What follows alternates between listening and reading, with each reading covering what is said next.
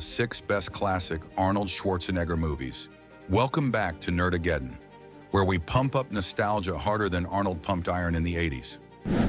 Today we're counting down the 6 best classic Arnold Schwarzenegger movies. The films that made Arnie not just a name, but a genre.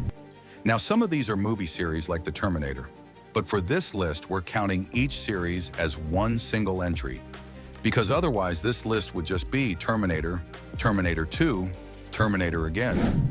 And well, you get the idea. So buckle up, grease those biceps, and get ready for explosions. One-liners and muscles, so defined they have their own area codes. Let's start the countdown. The Conan movies, Conan the Barbarian and Conan the Destroyer, the movies that gave us peak loincloth Arnold. These sword and sorcery flicks from the early 80s took us to a time of magic, muscles, and minimal dialogue. Seriously, Arnold says about 12 words in the first movie, and somehow it totally works. He's basically a walking statue of vengeance with the emotional range of a boulder, and yet, it's awesome. The Good, epic soundtrack by Basil Poledouris that still slaps. Practical sets and raw action. No CGI, just sweaty determination. The Bad, the pacing is slower than Conan's brain cells after a head injury. The sequel, Conan the Destroyer, tries to be family-friendly, and well, still, this is where the legend began. Before he was a cyborg, a commando, or a governor, Arnold was the barbarian. The Running Man, 1987. At number 5, it's The Running Man, one of the most underrated sci-fi flicks of the decade. A dystopian blood sport reality show where convicts fight to the death for TV ratings. Basically, The Hunger Games if it were directed by someone who loves neon spandex and flamethrowers. Arnold plays Ben Richards, a wrongly accused cop forced to battle-themed gladiators with names like Sub-Zero and Buzzsaw. Yes, this movie has a guy with a chainsaw, another who sings opera, and Arnold dropping one-liners like it's his cardio. The Good, wildly entertaining and unintentionally prophetic, it predicted reality TV before it existed, is about as subtle as a jackhammer.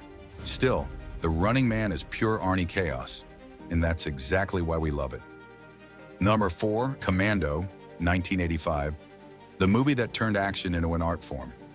Arnold plays John Matrix, a retired special forces guy whose daughter is kidnapped. And his solution? Blow up literally everything between him and the bad guys. This is the movie where subtlety goes to die. Arnold dual-wields rocket launchers, carries entire phone booths, and kills a man by impaling him with a pipe. Every explosion feels like it could cause global warming by itself. The Bad. The villain, Bennett, looks like Freddie Mercury joined a biker gang. And the plot, what plot? It's just a 2-hour muscle flex. But you don't watch Commando for story, you watch it for one man versus physics. Predator, 1987. Predator. Arnold versus a 7-foot alien with dreadlocks and laser cannons. What else do you need? Arnold leads a team of elite soldiers into the jungle, only to get hunted one by one by an invisible extraterrestrial killing machine. It's part action, part horror, part testosterone overdose.